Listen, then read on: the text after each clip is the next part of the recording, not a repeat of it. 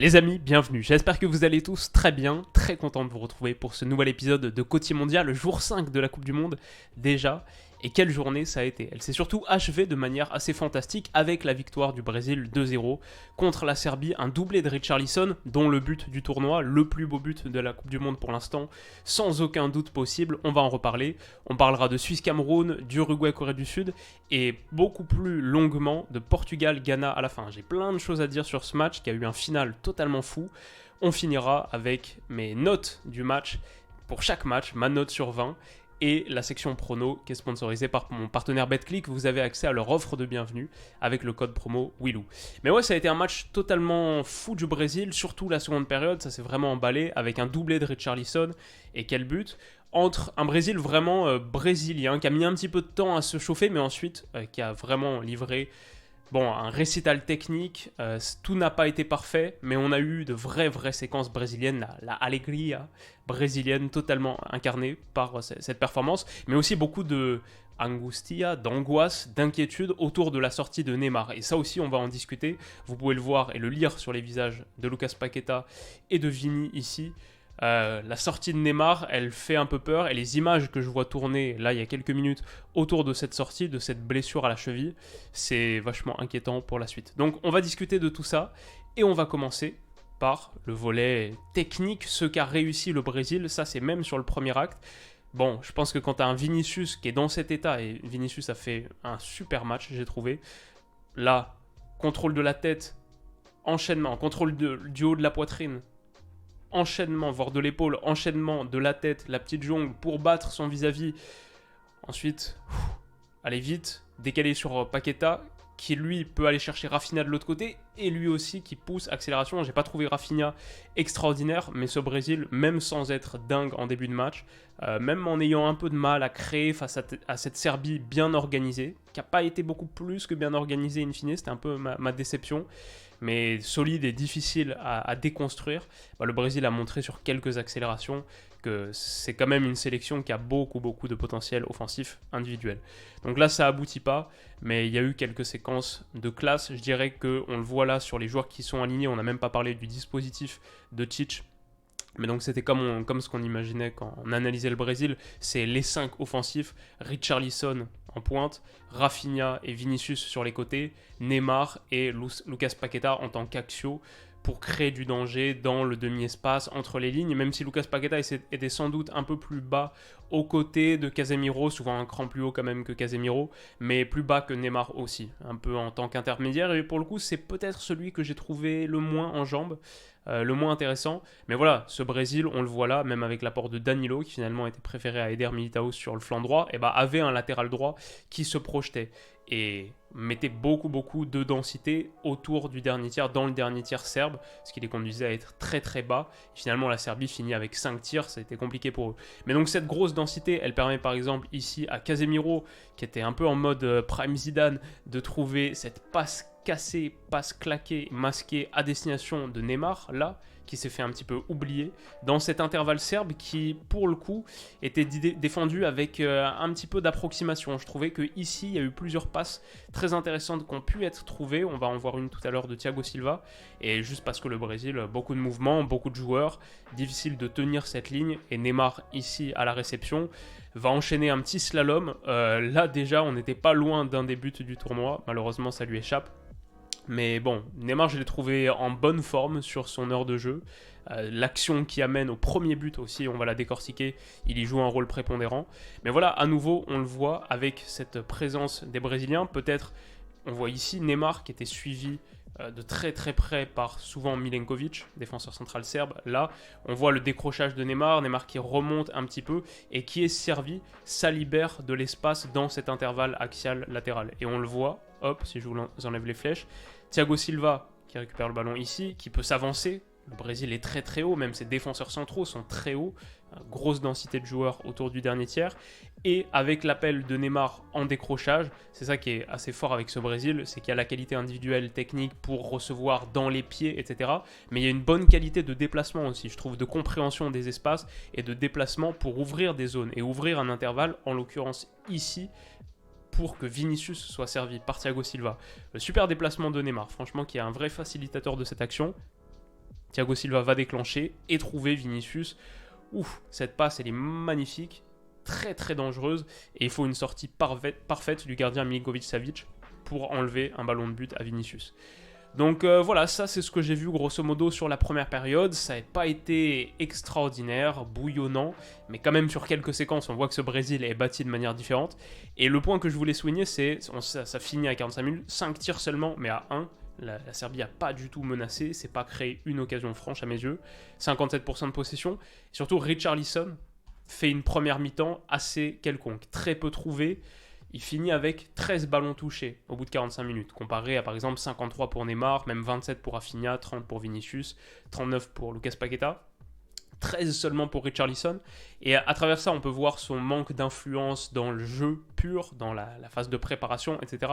Mais je pense qu'on comprend aussi son rôle sous Tite, parce qu'on peut argumenter le fait que, et c'est vrai, quand on voit l'apport incroyable de Gabriel Jesus à Arsenal, bon, moi le premier, on peut se demander pourquoi est-ce que c'est pas Jesus qui est en pointe de ce Brésil, et je pense qu'on comprend que Tite demande à son Richarlison, à son numéro 9, d'avoir un rôle très distinct des autres. Il a suffisamment de créateurs, de joueurs de mobilité, de joueurs de déplacement qui ouvrent des espaces par la passe, par le dribble, voire par leur science du placement et de l'organisation dans le dernier tiers. Il a Neymar, Vinicius, Rafinha, Lucas Paqueta, etc. Avec Richarlison, ce qu'il demande, c'est un 9 tueur qui finit les occasions et qui les laisse pas passer.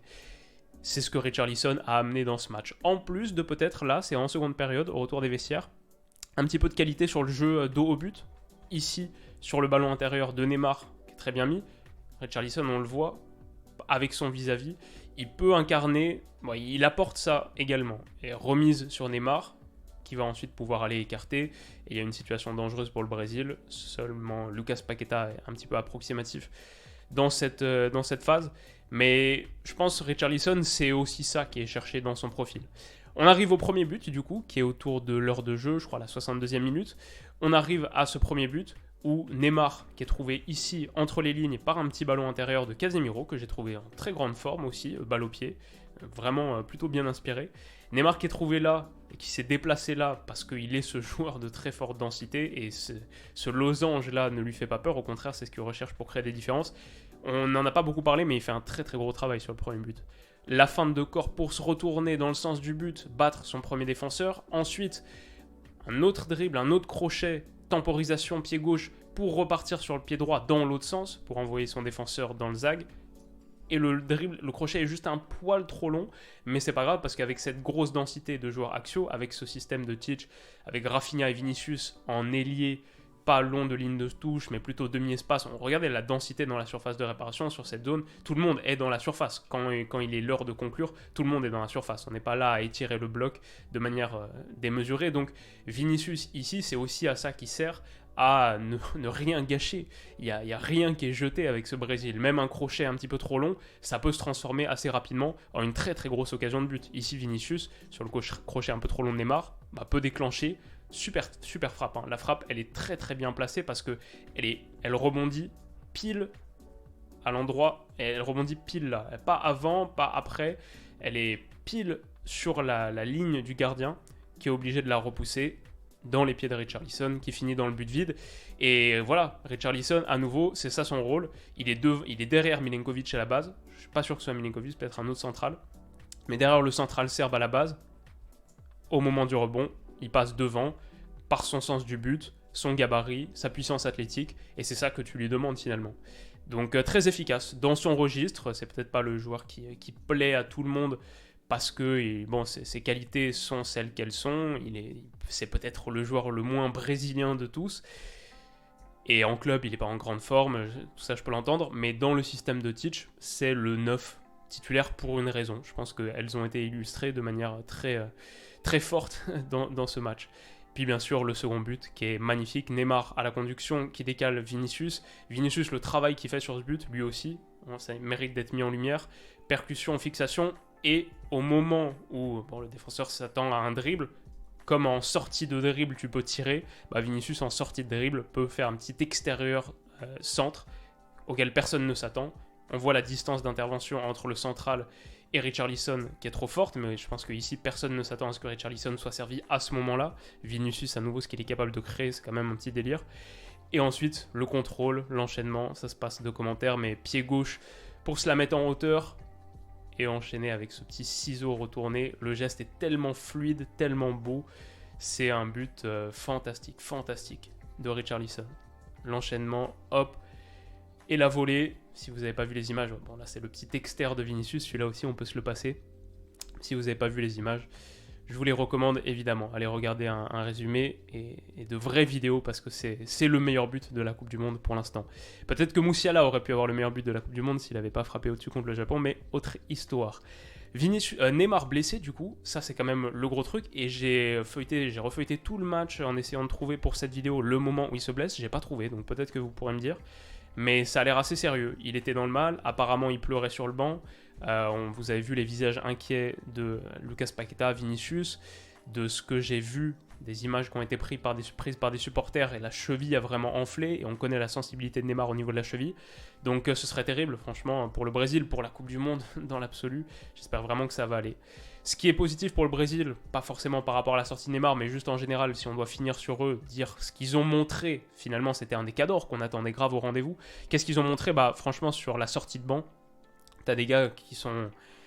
L'entrée de Rodrigo par exemple, top. Ici, enchaînement, appui sur... Est-ce que c'est sur Vinicius? Non, c'est sur Fred, qui est entré aussi, pour déclencher mi-distance, et s'est sauvé, repoussé par Milinkovic-Savic. L'entrée d'Anthony, l'entrée de Fred, justement. Ouais, il y a eu... Bon, le Brésil a montré qu'il y avait de la ressource sur le banc, et il y avait des gars très très costauds. Ça finit en tout cas sur ce doublé de Richarlison, qui signe son entrée en matière de la plus belle des manières. Richarlison, du coup, co-meilleur buteur de la Coupe du Monde, avec 5 ou 6 autres.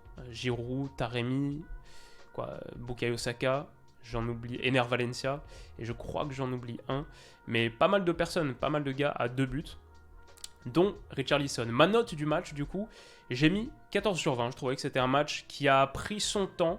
Sur la première période, c'était pas le Brésil fringant, c'était pas l'entrée en matière du Cador de manière absolument incontestable, mais je pense qu'il faut pas oublier qu'en face, c'était la Serbie aussi. Et cette Serbie, qui était, bon, c'est un des outsiders, pas pour la victoire finale, mais une des vraies équipes à suivre, elle est très costaud, très bien fournie. Cette Serbie, finalement, le Brésil a eu tellement le contrôle du match sans être nécessairement emballant de A à Z, mais a eu tellement de contrôle que cette Serbie finit à 5 petits tirs, aucune occasion franche. Alisson n'a rien eu à faire quasiment, et ça c'est quand même aussi un des signes de ce Brésil. Ce match il est remporté 2-0 finalement de manière très claire, nette, et sans avoir trop stressé. Donc belle démonstration de force du Brésil. Moi il m'a plutôt convaincu, et surtout on a vu qu'il montait en puissance au fur et à mesure du match, avec les entrées en plus qui ont chacun apporté leur pierre à l'édifice. Seul petit hic et motif d'angoisse, le forfait, la blessure, la sortie sur blessure de Neymar. Mais donc 14 sur 20, parce que grosso modo, je trouvais un match emballant et le plus beau but du tournoi. Une seconde période emballante et le plus beau but du tournoi pour l'instant. Ça méritait qu'on aille quand même nettement au-dessus de la moyenne. Voilà pour la victoire 2-0 du Brésil. On va passer vite sur Suisse-Cameroun et Uruguay-Corée du Sud. Suisse-Cameroun, c'était le match de 11h. Gros match de Choupo-Moting, j'ai trouvé. Ça, c'était peut-être le truc à noter. Mais une défaite finalement méritée, je pense, pour le Cameroun. Malgré le fait qu'en première période, je les ai trouvés meilleurs. Alors là, belle accélération. Et c'est... Qu'est-ce qui est trouvé dans la profondeur? Je pense que c'est Mbeumo qui a fait une bonne... qui était titulaire aux côtés de Karl Toko Ekambi et de Choupo-Moting sur la pointe de l'attaque, sur le trident offensif, en 4-3-3 ce Cameroun. Et Mbeumo, je trouvais qu'il était vraiment pas mal. Là, il déclenche, c'est repoussé par Yann Sommer. Et Karl Toko Ekambi, malheureusement, dans un registre qu'on lui connaît un peu trop si on est supporter lyonnais comme moi, qui expédie sa tentative au-dessus. Le Cameroun rate et gâche une très grosse occasion tout de suite. C'est vraiment dommage. Dommage aussi parce que Choupo-Moting a fait un super match, franchement, trouvé entre les lignes, le jeu de tête, déviation, même sur sa mobilité pure, je ne le pensais pas aussi rapide. Ici, il prend le devant sur Manuel Akanji et sprint jusqu'au bout, il se fait juste un petit peu pousser. Malheureusement, ne réussit pas à conclure. Sa frappe, alors qu'il arrive en 1 contre 1 sur Sommer, est facilement captée par le gardien suisse. Dommage. Et qu'est-ce que j'ai ici? Une autre situation. Je pense que la Suisse, ce qui était intéressant, c'est qu'elle était assez agressive. Là, on voit sur une phase de relance du Cameroun. Bon, on a Brel Mbolo, on a tout le monde qui est ici en train de chasser, en train d'essayer de fermer l'accès à l'axe pour les Camerounais. Mais bon an, mal an, Castelletto s'en sort. C'est un peu limite. Mais ça revient, Zambo Anguissa, ça revient sur Karl Toko Ekambi qui écarte là sur Zambo. C'est Zambo ici, qui va chercher Mbeumo. Bonne élimination. Franchement, Mbeumo, j'ai bien aimé sa première mi-temps. Et juste au bout, malheureusement, il n'y a plus grand-chose. C'est ça qui manquait aussi à ce Cameroun. J'ai trouvé que sur leur mobilité, sur leur capacité à attaquer le dernier tiers, c'était pas mal. Mais une fois qu'ils s'y trouvaient, c'était un petit peu pauvre. Personne vraiment prend sa responsabilité. Personne n'est un très bon finisseur. Karl Toko Ekambi ici, bon, il remet sur, je pense que c'est Nutolo qui déborde, mais pas grand-chose de plus. Encore une fois, sur une relance où Choupo-Moting de la tête, super petite déviation pour permettre au Cameroun de progresser. Et ensuite, Toko Ekambi qui est trouvé dans la profondeur. Bah là, il y a de l'espace à aller attaquer. Là, il faut s'engager, aller à fond. Et si le défenseur revient sur toi, il faut le prendre en 1 contre 1. Je veux dire qu'ici, il y a de l'espace à attaquer. Que ce soit pour attaquer directement et drive peut-être une tentative pied gauche ou profiter de Choupo-Moting pour un centre en retrait. Quelque chose, mais pas temporiser et revenir sur ses pas pour se faire reprendre par le retour des Suisses. Je trouvais que les Camerounais n'ont pas assez capitalisé sur leur mouvement offensif intéressant. Et finalement, tu te retrouves là, et là, il n'y a plus rien à faire, à part décaler sur Collins Fay qui déborde et qui arrive avec beaucoup d'envie, mais qui expédie une tentative très très lointaine. Et ça, c'était la première mi-temps camerounaise. En seconde période, ils ont totalement disparu. La Suisse a pris le contrôle du match, marque très vite le seul but de la partie sur une situation où à la fois le côté gauche est mal défendu par le Cameroun et surtout l'axe sur ce centre en retrait, c'est pas intercepté là. Et entre Nkoulou et Castelletto, Brelembolo est laissé beaucoup trop seul. Il va finir facilement au 6 mètres pour un des meilleurs joueurs suisses et un gars né au Cameroun, donc ce qui explique cette célébration tout en retenue. Mais voilà, ça faisait 1-0 pour la Suisse, ça aurait pu faire 2-0 à la fois sur une situation très similaire, un centre en retrait venu de la gauche du côté gauche camerounais, droite suisse, Vargas s'est repris, c'est bien bloqué par Onana. Mais ça finit à 1-0 et la Suisse décroche une victoire assez logique, assez méritée. Maintenant, pour le Cameroun, forcément, ça va être très complexe face à la Serbie, face au Brésil. La Coupe du Monde démarre de très très mauvaise manière. Ma note sur 20, c'est 9. C'était une première mi-temps que j'ai trouvé sympa pour les Camerounais, assez emballé, assez partagé. Une fois que la Suisse a pris le contrôle, c'était quand même beaucoup plus calme. Et la Suisse était, je pense, peut-être au-dessus aussi sur le premier quart d'heure, quelque chose comme ça. Donc voilà, 1-0, un match sympa pour démarrer la journée, mais pas aussi enthousiasmant que d'autres. 9 sur 20. Uruguay, Corée du Sud, Korea Republic, 0-0 entre Heung-min Son et Fede Valverde. C'est un match pour moi où il y a eu une saveur tactique, c'est l'intensité et l'agressivité entre la Garacharoua et l'intensité énorme des Sud-Coréens dans le style asiatique, grosse pression, volume de course monumental. Ça a beaucoup bougé, ça a beaucoup pressé, mais niveau jeu technique, on n'a pas vu grand-chose et on a surtout vu des entrejeux, des milieux de terrain sauter totalement. Ici, Jiménez, il va enchaîner 3 passes, 3 Boateng Bomber en 5 minutes. Elles sont plutôt couronnées de succès en plus. On le voit là, hop, il va chercher Fede Valverde qui s'est projeté. Mais même ça, je trouve ça quand même assez parlant. Le milieu de terrain uruguayen composé de Mathias Vecino, de Rodrigo Bentancur et de Fede Valverde, surtout si on considère les 2 derniers cités, il y a beaucoup de qualités pour combiner, peut-être pour créer quelque chose. Et finalement, rien, c'est peut-être surtout des profils de projection. On le voit là avec la course de Fede Valverde qui se retrouve être le joueur le plus avancé de tous. Bon, ça donne plutôt une situation intéressante, il va enchaîner pied gauche, ça passe un petit peu au-dessus, mais l'Uruguay a constamment sauté son milieu de terrain. Je trouvais ça un petit peu dommage parce que j'attendais beaucoup finalement de cette paire Bentancur Fede Valverde, et on a surtout vu des Boateng Bomber de Jiménez, là à destination de Facundo Pellistri sur le côté, l'Uruguayen un petit format, qui de la tête va envoyer un ballon pour Darwin Núñez, qui ne la reprend pas au point de pénalty, dommage. Dans la foulée, ça ne donnera rien. Et 30 secondes plus tard, une nouvelle passe oblique. Cette fois-ci, elle est coupée par le défenseur coréen. Et la Corée, de son côté, c'était grosso modo la même chose, mais plus en transition. Là, on voit, pour l'Uruguay, c'était ses phases de jeu de position. C'était souvent à base de jeu long. Pour la Corée, c'était à la récupération, vite, on bombarde pour aller trouver l'arme numéro 1, évidemment, Heung-min Son, dans la profondeur, exploiter sa vitesse. Mais ça n'a pas donné grand-chose. Franchement, c'était un atelier jeu long, transversal, jeu oblique, qui était plutôt sympa à regarder pour cette raison-là. Mais niveau jeu et proposition collective, c'était assez pauvre. Là, le ballon de Kim Min-jae, il est assez extraordinaire. Boum, pour aller trouver de l'autre côté un autre Kim. Mais grosso modo, une partie à l'image de notre ami Alonso que j'ai trouvé assez morne. Ça finit à 0-0. On n'a pas eu beaucoup d'occasions à se mettre sous la dent à part quelques frappes lointaines. C'était le match des missiles, que ce soit ces transversales, ces ouvertures obliques, ou la frappe de l'extérieur de la surface en toute fin de match de Fede Valverde qui heurte le montant. L'Uruguay peut sans doute s'estimer meilleur sur cette partie. Ils ont touché 2 fois les poteaux avec une tête de Godin aussi. Et la Corée du Sud n'a pas montré grand-chose. Mais grosso modo, je dirais que c'était un 0-0 qui correspondait un peu à ce qu'on a vu. Donc je crois que j'ai été assez sévère. J'ai mis 5 sur 20. C'était un match, on aurait pu s'en dispenser. Et c'est dommage parce que j'en attendais beaucoup. Enfin, pour finir, on est sans doute sur l'épisode de Côté Mondial le plus long de tous, mais ça en vaut la peine parce qu'on finit sur ce Portugal-Ghana qui était assez extraordinaire. Tout se débloque dans la dernière demi-heure, 0-0 jusqu'à la 65e minute et un penalty transformé par Cristiano Ronaldo. Ça finit 3-2 et ça aurait pu finir 3-3 sur une action qui elle aussi aurait eu sa place, sans doute en titre de la vidéo si elle était allée jusqu'au bout. On y vient. Mais donc voilà, André Ayew très déçu, Iñaki Williams également. Le Ghana a eu des situations en fin de match. Grosso modo, j'ai trouvé que le Portugal mérite sa victoire. Ici, notre ami Kudus, qui a fait un super match, son contrôle est trop long. Bruno Fernandes, qui remise sur Otavio, qui trouve Cristiano Ronaldo en 1 contre 1, face au 3e gardien ghanéen qui était titulaire sur ce match. Il y a un petit hécatombe de leur côté. Malheureusement, il rate son 1 contre 1. Et j'ai trouvé Cristiano Ronaldo, sur cette première période, assez pauvre. Lui aussi était très déçu de sa première mi-temps au retour des vestiaires. On va voir en rentrant au vestiaire, on va voir son image. Et pour moi, c'était un peu triste et inquiétant, entre guillemets, parce que ce Cristiano Ronaldo, on sait que physiquement, on sait ce qui se passe en club, on sait qu'il n'est pas à son top état de forme, mais j'ai toujours l'espoir de le voir totalement tueur devant, même s'il court moins, même s'il n'y a pas les courses de pression, même s'il ne participe pas trop au jeu. Dans ma tête, c'est Cristiano Ronaldo, c'est le monstre de finition, et je l'ai trouvé un petit peu emprunté dans ce registre. Ce 1 contre 1 raté, quelques minutes plus tard, un centre, bonne combinaison sur le côté gauche. Je trouvais que ça, c'était un des points forts des Portugais.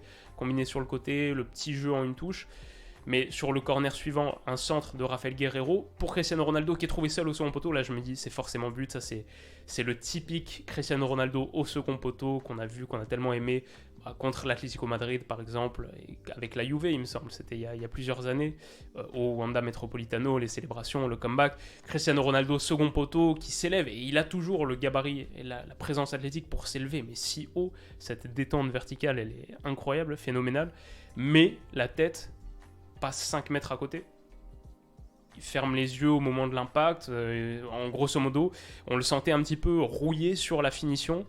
Et même sur sa situation, sa compréhension de l'espace autour de lui, par exemple, et de ce qui se passe dans son dos. Typiquement sur ce centre, je crois, de Bruno Fernandes, oui, Rafael Guerreiro surgit.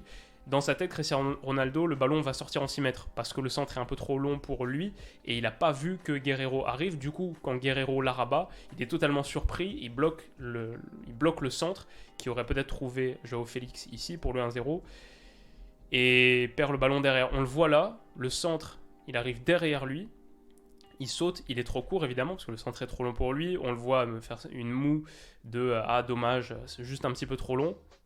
Le sourire, encore là. Mais quand il se rend compte qu'il y a quelqu'un, ah en fait non, il y a Rafael Guerreiro qui arrive, et il est très, très surpris par cette situation. Et il contre le centre assez malencontreusement, justement. Donc voilà, j'ai trouvé cette première période vraiment difficile pour Cristiano Ronaldo, qui rentre au vestiaire en soufflant, déçu de sa performance, de manière compréhensible. Peut-être qu'en seconde ça ira mieux, il va provoquer un penalty, mais on a eu un petit débat sur Twitter dans la foulée, assez animé. Pour moi, le fait qu'ils prennent la distinction d'homme du match, c'est plus la volonté du Qatar de mettre en avant les grandes stars de ce mondial, et de manière compréhensible, la carrière de Ronaldo qui parle pour lui, mais comme Kevin De Bruyne hier contre le Canada, un trophée que lui-même a dit, De Bruyne, qu'il ne méritait pas particulièrement, sans doute juste parce que son équipe l'emporte, et comme il l'a dit, c'est sans doute le nom qui me donne le trophée, mon nom, De Bruyne. Je pense que c'est un petit peu la même chose pour Ronaldo. Ok, un joueur qui m'a particulièrement plu, pour autant je comprends qu'il ne soit pas élu homme du match, parce que son équipe perd, c'est Mohamed Kudus. Il a fait de grandes différences au milieu de terrain, placé dans un rôle un petit peu plus bas que ce qu'on peut attendre potentiellement, mais de très très belles différences pour le joueur Ajacid que je porte dans mon cœur. Ici, sur sa prise de balle, l'accélération, il fait 60 mètres et déclenche une frappe extérieure de surface qui passe juste au ras du montant de Diogo Costa. Plusieurs très très bonnes initiatives de Mohamed Kudus, malgré sa perte de balle du coup qu'on a souligné en première période. Ça c'est du coup le but du 1-0. Et ouais, on a le temps de parler de tous les buts. Je pense que dans l'action litigieuse du penalty, etc., on a oublié 2 choses qui sont pour moi très réussies par ce Portugal. C'est l'extérieur du pied de Rafael Guerreiro là pour trouver la course de Joao Félix. Cette capacité à trouver des joueurs dans la profondeur, à se mouvoir un petit peu. On voit la course ici qui peut-être aspire le latéral ghanéen pour que Joao Félix s'insère. Grosso modo, il y a eu un petit peu plus de mouvement que dans le premier acte, où on avait surtout un gros contrôle de la possession, mais je trouvais pas beaucoup de disponibilité des joueurs offensifs. Là, c'était un petit peu mieux. Super petit ballon mis par Rafael Guerreiro, qui a cette surface de pied dans son arsenal, qui était titulaire parce que Nuno Mendes est forfait, on verra s'il sera de retour pour le second match. Et la déviation de Joao Félix, j'ai vu personne en parler, mais pour moi Joao Félix c'est peut-être celui que je mettrais homme du match, lui ou Bruno Fernandes, si on doit se fier aux chiffres et ceux qui ont eu un impact décisif. Bah, cette déviation, c'est elle qui crée le penalty plus que toute chose. Déviation en talonnade aérienne, petit pont. Ce geste, ça c'est un geste technique de haute volée.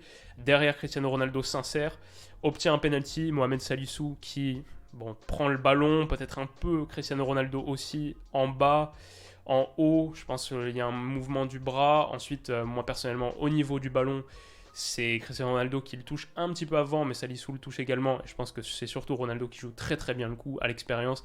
Personnellement, moi je vous dis, je pense que je donne pas penalty, mais je comprends qu'on le donne parce que Ronaldo le vend très très bien ce penalty là. Et ça, c'est la force de l'expérience aussi. C'est aussi le grand joueur qui fait la différence dans le match, moins par sa qualité technique pure que par sa compréhension des mécanismes qui te font gagner un match de football. Et la réalité, c'est que c'est dur pour le Ghana, mais il ne faut pas te mettre dans la situation aussi. Il ne faut pas se laisser aspirer, il ne faut pas prendre la déviation de Joao Félix entre les jambes. Il ne faut pas te mettre dans la situation où tu mets l'arbitre dans une situation très très compliquée. En plus, le poids de Cristiano Ronaldo qui lui fait obtenir le trophée d'homme du match, c'est peut-être celui qui influence aussi un petit peu l'arbitre dans la perspective de donner un penalty. Penalty transformé par Cristiano Ronaldo, bien frappé. Ça fait 1-0. La célébration, on en aura une autre de célébration comme ça avant la fin du match, par un Ghanéen. Mais ça c'est pour tout à l'heure. Et ouais, franchement, dans la foulée, sur une petite saute de concentration, je pense que ici, Ruben Dias, un petit peu aspiré par le mouvement du 19 ghanéen, très concentré, orienté ballon, mais ça fait que c'est Baba ici, je pense, ou non, c'est Kudus. C'est Kudus qui est trouvé là, dans l'espace, qui est libre, qui peut centrer en retrait. Ça passe entre les jambes de Danilo Pereira, qui est erreur ici. André Ayew en profite. Ça fait un partout. Et on voit ici Ruben Dias qui s'est fait bien aspirer par le beau mouvement du Ghanéen sur la largeur, là, pour ouvrir un espace à Mohamed Kudus en aspirant Ruben Dias. On va le voir sur les quelques images qui suivent. Hop, et ça ouvre un bel espace là. Kudus est servi. Il sort dans la foulée. Comme André Ayew, les deux sortent. 1 minute plus tard, le Portugal va marquer le but du 2-1. C'est assez terrible, notamment pour le capitaine André Ayew. Ils sont remplacés par Jordan Ayew et Boukari, qui lui aussi va marquer. Erreur de Jordan Ayew. Bruno Fernandes, super passe, là, à destination de Joao Félix. Il y a aussi une erreur, je pense que c'est de Baba, ça lui passe un petit peu entre les jambes. Il peut faire mieux sur son intervention, il doit faire mieux sans doute. Mais on doit signaler le beau caviar de Bruno Fernandes et Joao Félix en profite pour aller battre le gardien. C'est pas évident là, c'est pas évident de la mettre au fond. Franchement, pour moi, ça aussi, c'est quelque chose qui fait que Joao Félix aurait peut-être mérité davantage le trophée d'homme du match. C'est que finir là, conclure là, c'est pas donné à tout le monde. C'est un beau geste, un beau petit piqué pour aller marquer. Le Portugal retrouve l'avantage. André Ayew, qui était félicité par ses coéquipiers en sortant du terrain, en allant sur le banc, se retourne. En fait, il n'y a plus un partout, il y a 2-1. Ça, c'était une image assez comique de cette fin de match qui a été vraiment très très particulière et spectaculaire et rythmée et un petit peu sans sens. Le Portugal derrière, l'entrée de Rafael Leao qui a fait beaucoup de bien. Portugal sur un nouveau très bon petit ballon donné par Bruno Fernandes. Le Portugal enfonce le clou. Rafael Leao sur cette frappe un peu Thierry Henry, le sourire, on en a parlé il y a quelques semaines, le sourire classique de Rafael Leao au moment de la finition, c'était sur un petit piqué, est-ce que c'était contre la Samp avec Milan, je me souviens plus, mais il est vraiment trop drôle dans ce registre. Et il finit, très beau sourire, 3-1 pour le Portugal. Je pense qu'il y a un truc, il y a un débat à ouvrir autour de Rafael Leao. Quand il entre, il fait vraiment beaucoup de bien. Maintenant, est-ce que c'est pas justement ça le plan de Santos, le faire entrer quand les défenseurs adverses ont un petit peu moins de jambes, quand on peut profiter de sa fraîcheur, de son explosivité, dans un match qui est un petit peu plus débridé aussi, un match où il y a plus de grands espaces à attaquer. Peut-être que Rafael Leao, dans les tout petits espaces, face à un bloc bas, etc., c'est moins pertinent que dans les 20-30 dernières minutes où tu as ce genre de situation à exploiter. Ça peut s'entendre également, même si perso, j'aimerais bien voir quand même au moins une fois dès le début un côté gauche Nuno Mendes, Rafael Leao. Je pense que ça mérite d'être vu, mais bon, c'est très subjectif. Je ne suis pas le sélectionneur du Portugal. Sur un long ballon, Cancelo est battu, mauvaise intervention, le ballon va lui rebondir un peu, et voilà, ça c'est dommage. Et Baba en profite pour servir Boukari, qui d'une tête rend cette fin de match un peu dingue. La célébration Cristiano Ronaldo devant le banc portugais, la réaction du principal intéressé, ça c'était quand même assez cocasse. Bon, c'est pas exactement devant le banc portugais, on a fait beaucoup dessus, mais quand même, la célébration Cristiano Ronaldo contre Cristiano Ronaldo, c'était assez spé. Et en toute fin de match, on joue la 99e et 29 secondes. Il va y avoir un moment absolument lunaire, c'est Diogo Costa ici, dans une situation que j'avais vue que sur YouTube, dans des compilations un peu bêtisiers de football. Diogo Costa, on va pas le voir en direct parce que le réalisateur préfère nous montrer les supporters ghanéens et bon, évidemment, les relances ne sont pas considérées comme assez intéressantes par les réalisateurs. C'est vraiment dommage parce que ça aurait été un des buts les plus improbables et les plus extraordinaires du mondial.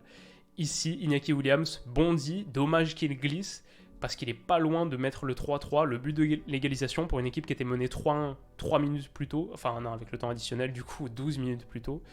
C'est vrai qu'on est quand même sur une Coupe du Monde assez spéciale par rapport à ça. L'arbitre siffle la fin du match, Iñaki Williams est dégoûté, mais regardez, ça c'était la situation qu'on a ratée du coup en direct, qu'on voit avec le ralenti. Iñaki Williams en mode documentaire animalier, le lion qui chasse sa proie se détend. Diogo Costa met le ballon à terre pour envoyer un 6 mètres, il bondit dessus et malheureusement il angle un peu trop rapidement sa course, forcément on comprend la précipitation et il tombe du coup. Pas mal de joueurs qui glissent j'ai trouvé sur cette Coupe du Monde et j'ai l'impression que les terrains, je sais pas si c'est la climatisation ou quoi, mais j'ai l'impression que les terrains sont assez... Le ballon va vite quoi au sol, souvent j'ai l'impression des joueurs qui contrôlent et anticipent pas tout à fait bien les trajectoires des ballons. Souvent je vois par exemple des défenseurs centraux qui pensent qu'ils ont le temps de sauver le corner et en fait non, le ballon sort de 50 cm, ils sont un petit peu décontenancés. Pareil pour des joueurs offensifs, le long de la ligne de touche ou surtout le long de la ligne de 6 mètres. J'ai l'impression que ouais, ça glisse un petit peu au Qatar et en tout cas les pelouses fusent assez bien. En l'occurrence, Iñaki Williams en paye le prix, puisqu'il était très proche d'inscrire le but du 3 partout dans une fin de match qui aurait été absolument dantesque. Mais grosso modo, le match a été très fun sur sa dernière demi-heure. Sur la première mi-temps, je trouvais que c'était ok. Le Portugal était très Fernando Santos, c'était solide, équilibré. Ça concédait pas grand-chose, ça prenait bien le contrôle du match. Mais c'était pas hyper emballant pour le réservoir de talent extraordinaire qu'a le Portugal. Moi, vous savez, j'ai fait ma vidéo mondiale sur le Portugal il y a quelques semaines ou mois. Pour moi, c'est le 3e meilleur effectif de la Coupe du Monde. Je les mettais dans mon top 3 des favoris, tout en sachant pourtant leurs difficultés collectives, sous Fernando Santos, etc. Mais il y a une telle qualité quand tu penses Nuno Mendes, potentiellement Rafael Leao, tous les gars que tu peux faire entrer. Peut-être j'aurais aimé voir un peu Vitinha dans l'entrejeu, peut-être. Bref, tellement de gars que c'est dommage de ne pas en voir plus, et c'est pour ça que ma note est très haute finalement, d'accord. Je pensais que j'avais mis moins haut, mais j'imagine que j'ai beaucoup valorisé la fin de match, la dernière demi-heure, qui était fun et prenante, et Cristiano Ronaldo, du coup, en mode record, qui plante un but sur sa 5e Coupe du Monde, qui a marqué dans 5 Coupes du Monde différents, c'est le record. Il le co-détenait jusque-là avec d'autres personnes, c'était 4 Coupes du Monde. Il est aussi devenu le plus jeune buteur de l'histoire du Portugal en Coupe du Monde, et donc le plus vieux aussi. Le plus jeune en 2006, et le plus vieux grâce à ce but sur penalty contre le Ghana. Voilà pour tous les matchs de la journée. Ça fait une longue vidéo, mais j'espère que ça vous aura intéressé. On finit avec ma séquence prono. En partenariat avec mes amis de BetClick, vous avez accès à leur offre de bienvenue jusqu'à 100 € remboursés en free bet sur votre premier pari s'il est perdant. Des free bets, c'est des crédits de jeu non retirables. Ce bonus de bienvenue, vous y avez accès à l'inscription en utilisant le code WILOU qui me rémunère à chaque utilisation. Ça m'aide beaucoup. N'hésitez pas si vous avez envie de pratiquer les paris sportifs, mais si c'est le cas, faites-le avec beaucoup de parcimonie, d'attention. Pariez pas de trop grosses sommes, soyez responsable, soyez majeur surtout, interdit aux mineurs. Jouer comporte des risques, etc. Vous commencez à connaître la routine préventive. Du coup, les matchs, j'ai pas sorti les cotes là, vous pouvez aller les checker vous-même si ça vous intéresse, mais grosso modo, sur Pays de Galles, Iran, j'ai trouvé l'Iran de Carlos Queiroz très très limité dans son expression. Peut-être que là, elle est dos au mur, elle va devoir produire un peu davantage, j'espère, parce que cet Iran de Sardar Azmoun, de Yaron Baksh, de Mehdi Taremi, j'en attendais plus. Et même en étant très limités, ils ont quand même été plutôt pas mal contre l'Angleterre. Mais du coup, enfin, ils n'ont pas été pas mal, mais je veux dire, ils ont quand même marqué 2 buts contre l'Angleterre. Contre le Pays de Galles, que j'ai trouvé vraiment en dessous des États-Unis sur la première période, mais qui a très bien rebondi sur la seconde. Je ne sais pas ce que ça va donner. Là, de loin, je dirais soit une courte victoire du Pays de Galles, soit un nul. Mais grosso modo, j'imagine pas un match très débridé. Si je devais faire un pari, ce serait peut-être 1-0 Pays de Galles ou 0-0. Allez, on va dire pour la beauté 1-0 Pays de Galles. Qatar-Sénégal, dans la foulée, le match de 14h. Ce Sénégal sans Sadio Mané contre les Pays-Bas, ça me rend triste de le dire, mais je les ai trouvés vraiment très limités dans leur expression. Maintenant, le Qatar, on a vu contre l'Équateur à quel point ils étaient désastreux, vraiment la pire équipe de la Coupe du Monde pour l'instant, avec le Costa Rica, ça se tape quoi. Et du coup, je sais pas trop dans quelle direction partir, je pense que je vois quand même le Sénégal, et j'espère que face à un adversaire très faible, ils vont pouvoir montrer plus. La réalité, c'est que j'espère aussi, parce que je suis pas sénégalais, j'espère qu'on verra le Qatar répondre et montrer un petit peu plus de ce qu'ils sont capables de faire quand même. Akram Afif, Al-Moez Ali s'il croque un peu moins. Est-ce qu'on peut avoir des choses intéressantes côté qatari une fois que la pression du premier match est passée, la pression de ce match d'ouverture qui était visiblement, à l'évidence, très très forte. Du coup, ouais, j'ai envie de voir un peu mieux du Qatar, mais j'y crois pas trop. Je vais dire 2-0 pour le Sénégal. Mais c'est peut-être le match qui m'intéresse le plus de la journée. Ouais, quoique, je sais pas, parce que Pays-Bas-Équateur, c'est pas mal aussi. Franchement, les Pays-Bas, on a vu collectivement, c'est très Pays-Bas. C'est les Pays-Bas de Cruyff, Frenkie de Jong, la sortie sous pression, en prenant un maximum de risques, mais quand ça marche, c'est très beau. Les courses offensives pour inonder la surface de réparation, même si ça finit très mal. Ça manque un peu de joueurs de différence dans le dernier tiers. Mais ces Pays-Bas, je trouve que tactiquement, ils sont comme toujours très intéressants à regarder. Et l'Équateur, qui nous a vraiment emballé sur le premier match, ouais, franchement, ça c'est cool. Et en plus, c'est les deux équipes à 3 points. Donc, à voir ce que fait le Sénégal un peu plus tôt. Mais ça pourrait être un match pour la qualification directement. Une des deux équipes l'emporte. Elle est déjà qualifiée pour les 8e. Donc, gros enjeu également. Ouais, vrai match à 17h. Ça, vrai match, ce Pays-Bas-Équateur. Et je vais dire 2-1 pour les Pays-Bas. Avec un petit peu de subjectivité pour mes potes néerlandais. Enfin, dans le groupe B, Angleterre-États-Unis, qui est un match chargé d'histoire, le pays du soccer contre le pays du football. Et historiquement, les Angleterre-États-Unis, je crois qu'en 1950, il y a un Angleterre-États-Unis, le premier de l'histoire, en tout cas le premier de l'histoire en Coupe du Monde, victoire des États-Unis 1-0, si je ne dis pas absolument des bêtises. Mais puis généralement, les États-Unis et Angleterre ont été des matchs assez intenses. Bon, les États-Unis ont fait une très bonne première période. Athlétiquement, c'est une équipe costaud. Gareth Southgate s'en méfie et il a raison, c'est ce qu'il a dit en interview. L'Angleterre, j'ai trouvé que collectivement contre l'Iran, c'était vraiment vraiment sympa. Ils ont peut-être trouvé la formule avec ce 4-2-3-1, avec Bellingham, avec Saka. Donc je partirais plutôt sur l'Angleterre, classique. Mais attention aux États-Unis, s'ils peuvent reproduire ce qu'ils ont fait en première mi-temps contre le Pays de Galles sur 90 minutes, ça pourrait être un vrai test pour l'Angleterre, plus que l'Iran en tout cas. Je vais quand même dire l'Angleterre, mais je vais partir sur une courte victoire. 1-0. J'espère qu'on aura de meilleurs scores que ça. J'espère qu'on aura des rencontres un peu plus folles dingues que ça. Quoi qu'il arrive, on les analysera demain. Et si tout va bien, demain matin, il y aura aussi mon prono pour France-Danemark qui est après-demain, 17h. Donc ça mérite une petite preview. Voilà, comme je l'ai dit, vous avez accès à tout ça sur BetClick avec le code promo Willou. N'hésitez pas, soyez responsables. Et merci d'avoir regardé cette vidéo. Pas de screen pour finir. On est donc tout bon. C'est l'épisode le plus long de Côté Mondial, mais il y avait beaucoup de matchs à analyser. Toujours autant un plaisir de vous retrouver pour ces petits débriefs de fin de journée. La fatigue est là, mais la maladie de moins en moins. Donc je pense que ça va le faire sur les prochains jours. Et ouais, hâte d'être à demain. La Coupe du Monde continue. Et on sera là. Merci à vous d'avoir suivi cette vidéo, merci pour votre soutien sans cesse renouvelé, ça me fait chaud au cœur, et vraiment ça m'encourage, ça me donne beaucoup de force. Donc merci beaucoup les gars, n'hésitez pas à mettre un petit pouce bleu sur la vidéo si elle vous a plu, à vous abonner pour pas rater tous les prochains épisodes de Côté Mondial, la 50aine de vidéos qu'on produit sur cette Coupe du Monde, c'est un vrai plaisir de les faire, n'hésitez pas à vous abonner pour ça. On se retrouve très vite, prenez soin de vous, bisous.